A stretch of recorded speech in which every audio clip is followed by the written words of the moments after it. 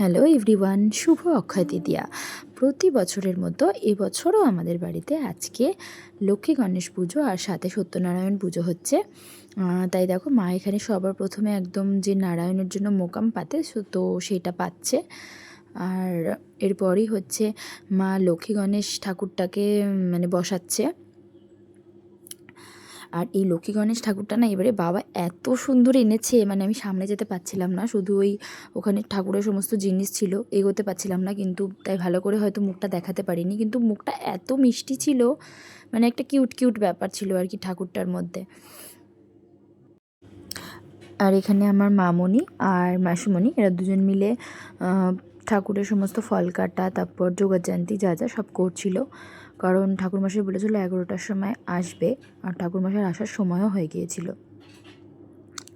আর এর মাঝে দেখো পুরো আকাশ কালো করে একদম মেঘ করে ঝড় মতো উঠেছিল, তাই আমি আর বোন চলে গেছিলাম একটু ছাদে জামাকাপড়গুলো তুলতে। তো সেখানে গিয়ে একটুখানি ভিডিও করে নিলাম, কেন হাওয়াটা দারুণ দিচ্ছিল।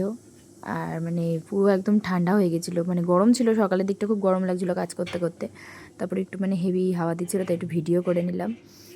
আর তারপর বোন আমাকে বললো কি আমাকে একটু রিলস বানিয়ে দে, তাই ওকে একটা রিলসও বানিয়ে দিলাম।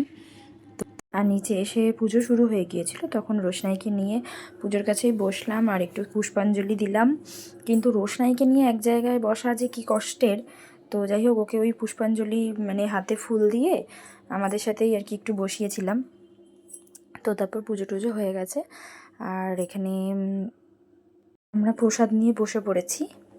আমি বোন সবাই দেখো এখানে মানে সিন্নি প্রসাদের সাথে ডাল মাখা আর চাল মাখা নিয়েছি।